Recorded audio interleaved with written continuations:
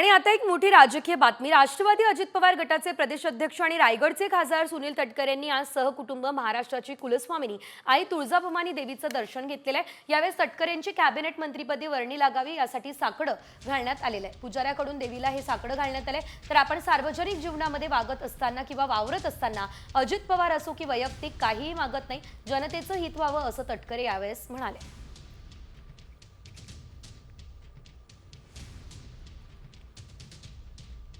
तटकरे साहेबांची पूर्ण परिवाराची आई भवानीला, आई जगदंबेला, कुलदैवत्याला महालंकार महापूजा, आई जगदंबेच्या चरणी सेवा अर्पण झाली। आई साहेब तटकरे साहेबाला चांगलं निरोगी आयुष्य होऊ दे।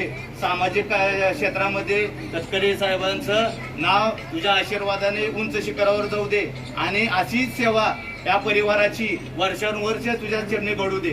बोला आई राजा चला आनंदीचा उदे।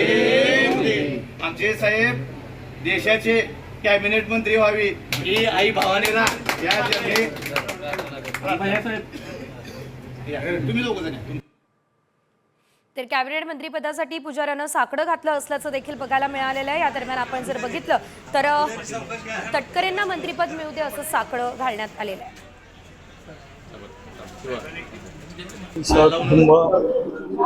महाराष्ट्राचा आराध्य दैवत आई तुळजाभवानी मातेच्या दर्शनासाठी दरवर्षी नियमितपणे येत असतो।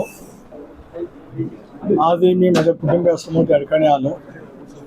इथे आल्यावर नतमस्तक देवीच्या चरणी होणं प्रार्थना एवढीच केली की अभ्या महाराष्ट्राला सुख समृद्धी, महाराष्ट्रातल्या सर्व नागरिकांना निरामय आयुष्य आणि बळीराजाच्या आयुष्यातले सर्वात चांगले दिवस पुढच्या कालावधीमध्ये सतत त्या ठिकाणी पाहायला लाभोत हीच आई तुळजाभवानीच्या चरणी प्रार्थना।